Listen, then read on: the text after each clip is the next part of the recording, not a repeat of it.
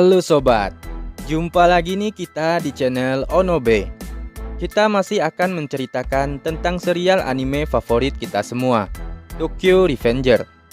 Untuk diketahui, video ini berisi full spoiler yang diadaptasi dari manganya. Lalu untuk penulisan episode dalam video ini hanya untuk mempermudah teman-teman mengerti dengan alur ceritanya dari awal. Dan tidak perlu berlama-lama lagi, yuk langsung aja kita bahas.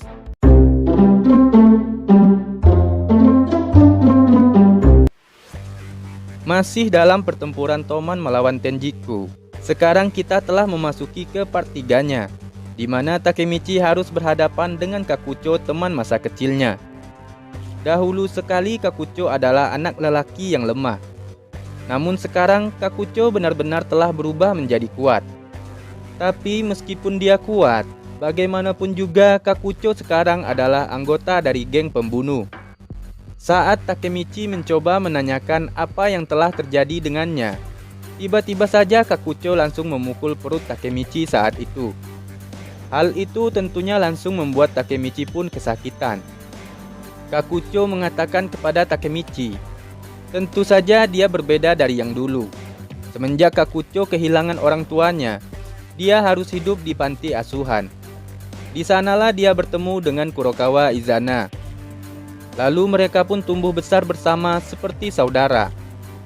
Di saat Kakucho masih terus menghajar Takemichi, di situ dia juga mengatakan pada Takemichi, dia tidak peduli dengan masa lalu apapun yang pernah dia lalui bersama Takemichi.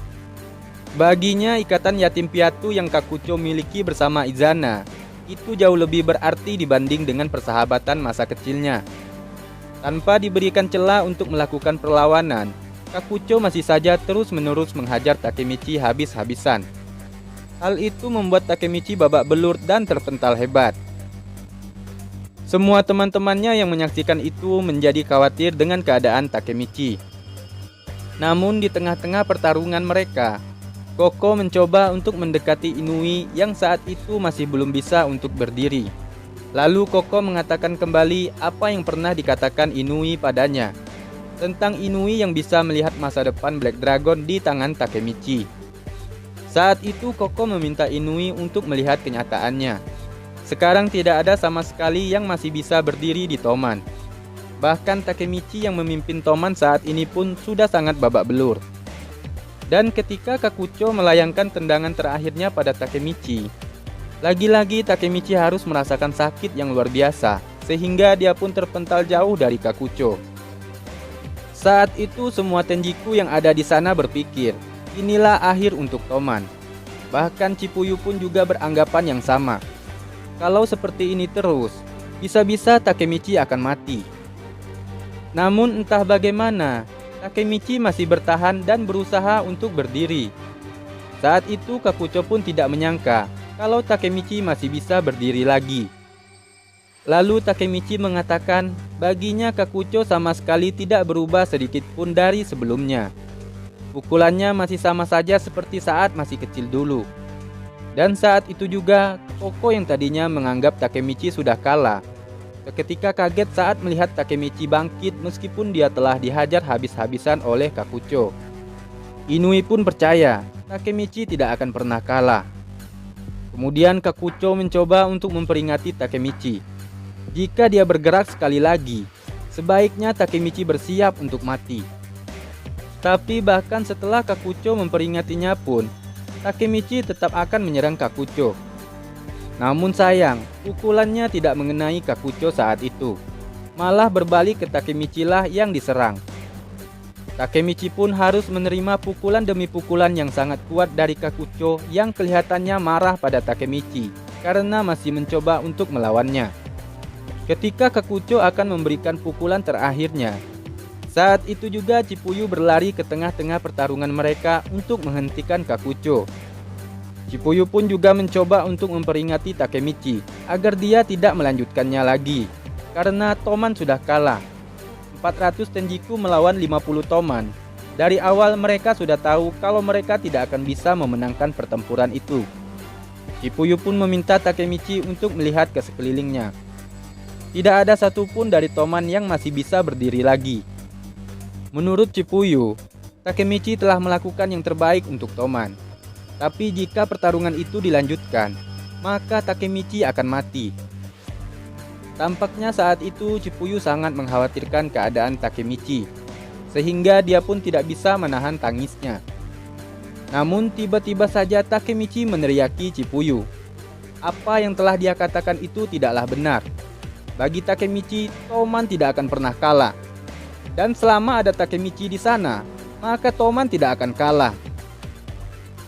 Chippuyu yang mendengar dan melihat tekad Takemichi yang begitu kuat, seketika dia terdiam dan berhenti meneteskan air matanya. Bahkan Kakucho pun sempat dibuatnya takut saat itu. Izana yang juga menyaksikan kejadian itu langsung menanyakan apa yang sedang Kakucho lakukan. Izana pun memerintahkan Kakucho untuk cepat mengakhiri Takemichi. Namun saat itu juga Takemichi menjawab perkataan Izana. Kakucho tidak akan bisa menang melawannya. Takemichi bisa mengetahui itu hanya dari melihatnya saja. Menurut Takemichi, Kakucho belum memiliki tekad yang cukup kuat untuk mengalahkannya. Lalu saat itu juga Kisaki pun turun ke bawah dan menghampiri Kakucho. Kisaki pun menyuruh Kakucho untuk minggir dari situ, karena dia yang akan menghadapi Takemichi. Dan tiba-tiba saja Kisaki menodongkan pistol ke arah Takemichi untuk melihat tekad yang Takemichi miliki. Lalu Kisaki pun bertanya apa ini pertarungan anak-anak. Di saat Koko, Kakucho, dan yang lainnya pun kaget saat melihat Kisaki akan menggunakan senjatanya untuk menembak Takemichi. Hanya Izana sajalah yang tersenyum saat itu. Tapi entah kenapa, meskipun Kisaki telah menodongkan senjatanya ke Takemichi, tidak sedikit pun Takemichi takut dengan keadaan itu. Setiap kata-kata dari semua orang yang telah menitipkan sesuatu yang berharga pada Takemichi, itu telah memberikannya keberanian. Oleh karena itu dia tidak akan takut meskipun Kisaki akan membunuhnya. Lalu Takemichi pun bertanya padanya, "Jadi apa yang membuatmu menunggu, Kisaki?" Malah saat itu ekspresi Kisaki lah yang terlihat takut dengan Takemichi. Saat Takemichi menantang Kisaki untuk membunuhnya, bukannya langsung menembak ke kepala Takemichi, Kisaki malah hanya menembak kaki Takemichi saja. Seketika saat itu Chippuyu dan yang lainnya pun panik melihat keadaan itu. Namun bagi Takemichi, itu bukanlah apa-apa. Takemichi pun kembali bertanya, "Apa yang salah, Kisaki? Kalau begitu Takemichi tidak akan mati jika Kisaki hanya mengincar kakinya." Seketika Kisaki pun semakin panik saat itu. Bagi Takemichi sudah terlalu banyak alasan yang dia miliki dari masa depan untuk meyakinkannya agar tidak kalah. Dimulai dari Maiki, Kazutora, Akun, Mitsuya, Draken, Hina, dan bahkan Emma pun juga ikut mati karena Kisaki. Takemichi pun juga mengatakan pada Kisaki, saat ini Takemichi sadar dia memang tidak mempunyai karisma seperti Maiki, lalu tidak pintar seperti Naoto, dan tidak juga mahir seperti Koko. Bahkan dia tidak memiliki badan kekar seperti Mucho, dan tidak kuat dalam bertarung seperti Draken. Tapi itulah kenapa Takemichi percaya pada satu hal yang bisa dia lakukan, yaitu dia adalah orang yang pantang menyerah. Bahkan jika Takemichi harus mati, Takemichi tidak akan pernah berpikir untuk menyerah. Seketika semuanya tercengang setelah mendengarkan perkataan Takemichi saat itu. Namun sebelumnya Kisaki tidak mengerti Takemichi sedang membicarakan apa. Tapi setelah dia mendengar Takemichi menyelesaikan perkataannya, Kisaki pun menjadi kesal dan benar-benar akan membunuhnya. Dan saat itu juga Takemichi mengatakan, "Silahkan saja jika kau berani." Karena sebelumnya dia telah membunuh Emma, seharusnya hal itu mudah untuk dilakukan oleh Kisaki. Kisaki benar-benar telah ditantang Takemichi saat ini. Sedangkan Koko dan Mucho yang menyaksikan kejadian itu terlihat tidak menyangka kalau Takemichi akan seberani itu. Dan lagi-lagi Kisaki kembali kalah dalam pertarungan tekad ini. Kisaki pun menurunkan senjatanya dan hanya bisa memukuli Takemichi. Karena itu Takemichi terjatuh dan tubuhnya tidak sanggup lagi untuk berdiri. Namun saat itu juga Akun mendekatinya dan meraih tangan Takemichi untuk membantunya berdiri. Dari apa yang Takemichi katakan sebelumnya, Itulah yang telah memberikan semangat kepada anggota Toman yang lain untuk bangkit kembali meskipun mereka sudah mencapai batasnya. Bagi mereka semua, bahkan jika Takemichi itu lemah, apa yang telah dilakukannya itu sangat menginspirasi. Bahkan Chippuyu pun merasa bangga, Takemichi telah mengambil alih divisi pertama setelah Baji. Maka dari itu, pertempuran ini belumlah berakhir. Lalu Chippuyu pun mengatakan pada Kisaki, dia pasti akan membalaskan kematian Baji. Tapi bagi Chippuyu, mereka melakukan pertempuran ini bukanlah untuk saling membunuh, melainkan mereka semua hanya ingin terlihat keren dengan mengadu kekuatan dan meraih kemenangan. Mereka bertarung secara langsung karena mereka tidak saling mengetahui kekuatan masing-masing. Itulah mengapa mereka bertarung menggunakan pukulan, bertarung untuk sesuatu yang mereka yakini, dan bertarung untuk beban mereka sendiri. Mucho yang juga mendengarkan perkataan Chippuyu akhirnya menyadari perbedaan antara Toman dan Tenjiku. Dan sepertinya ada sedikit penyesalan dalam dirinya saat itu, karena telah meninggalkan Toman demi Izana. Lalu Kisaki yang merasa terpojok pun terlihat panik menghadapi Takemichi dan yang lainnya. Dan dia pun mulai bicara dengan nada yang tinggi untuk menutupi ketakutannya. Saat itu Kisaki mengatakan, bagaimana bisa pakaian tua berdebu seperti kalian masih berdiri dan berbicara dengan sangat bangga? Hal itu tidak akan mengubah kenyataan bahwa Toman sudah kalah. Dalam situasi ini, Toman benar-benar akan tiada, dan Kisaki akan mengakhiri mereka semua. Lalu Kisaki pun telah memutuskan dengan sendirinya. Toman dan Tenjiku akan bergabung. Tidak penting siapa yang berada di atas, nama gengnya akan menjadi geng Tokyo Manji. Dan Maiki akan tetap menjadi ketuanya. Kemudian Kisaki bertanya pada Takemichi, bukankah rencana itu terdengar bagus? Seketika tanpa berkata sedikit pun, Takemichi langsung memukul Kisaki dengan tangannya hingga dia terjatuh. Setelah itu barulah Takemichi mengatakan, Takemichi akan mengalahkan kebusukan Kisaki sampai membuatnya sadar. Lalu Takemichi menyuruhnya untuk berdiri. Bagi Takemichi tidak ada gunanya untuk berdamai dengan Kisaki sekarang.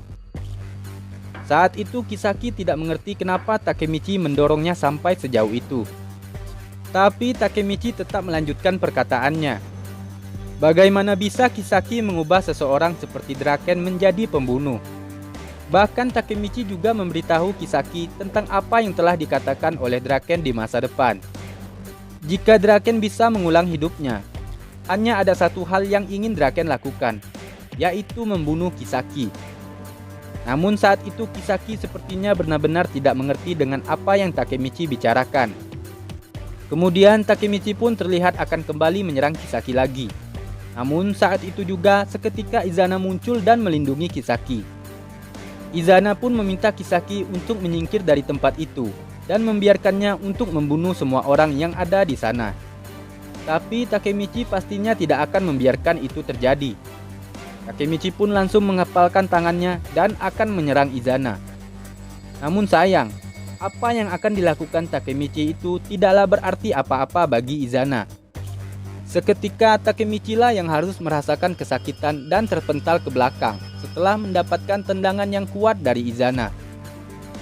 Saat itu Izana sempat mengatakan pada Takemichi agar Takemichi jangan bercanda dengannya. Namun saat itu Izana kaget ketika dia melihat Takemichi masih bisa bangkit kembali. Takemichi pun langsung berlari ke arah Izana dan akan menyerangnya. Dan dari situlah Takemichi mulai mengerti kenapa Draken mendapat hukuman mati di masa depan. Itu pasti karena Draken membalaskan kematian Emma. Namun kali ini Takemichi masih belum bisa berhasil mengenai pukulannya ke Izana. Meskipun begitu, dengan kegigihannya, Takemichi tetap akan berusaha bangkit untuk mengalahkan Izana. Takemichi yakin pasti ada suatu alasan yang menyebabkan Maiki berubah menjadi jahat di masa depan. Itu semua karena Izana dan Kisaki lah yang mengacaukan Maiki. Maka dari itu Takemichi pun akan menyerang Izana lagi dan mengatakan dia pasti akan melindungi Maiki dari itu. Namun tiba-tiba saja Takemichi berhenti bergerak dan tidak jadi menyerang Izana. Semua yang menyaksikannya saat itu pun bertanya-tanya kenapa Takemichi berhenti. Apakah Takemichi sudah mencapai batasnya? Seketika Takemichi pun mengangkat tangan kanannya ke atas dan mengatakan, "Apa yang membuatmu sangat lama?" Ternyata Takemichi menyadari saat itu Maiki datang ke pertempuran itu. Dengan bangganya Takemichi mengatakan, "Bukankah dia sudah bilang, dia tidak akan kalah?" Seketika semuanya pun kaget dan tidak percaya saat mereka melihat ke belakang. Ternyata Maiki masih bisa datang ke pertempuran itu meskipun adiknya baru saja meninggal. Dan hal itu tidak mungkin terjadi karena seharusnya Maiki sedang berada dalam keputusasaan sekarang. Lalu Maiki pun berjalan dengan santainya melewati Izana dan Kisaki. Dan dia pun meminta waktu kepada mereka untuk membiarkannya berbicara kepada Takemichi sebentar. Maiki pun langsung memeluk Takemichi saat itu dan berterima kasih padanya.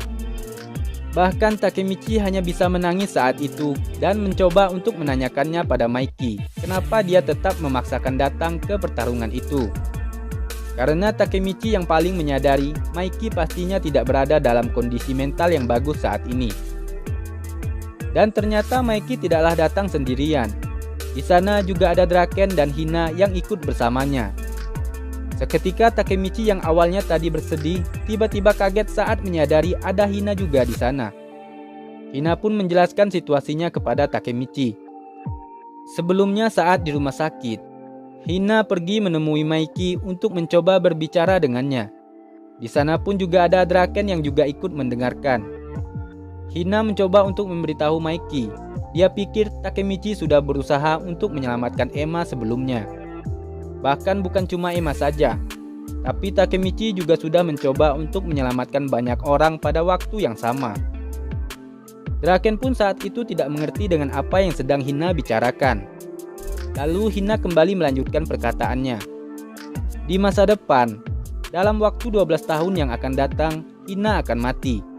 Dan untuk mencegah itu agar tidak terjadi, Takemichi datang dari masa depan. Semua perkataannya saat itu mungkin terdengar seperti kebohongan, tapi itu semua adalah benar. Karena Maiki dan Draken pun seharusnya bisa melihat keputusasaan Takemichi.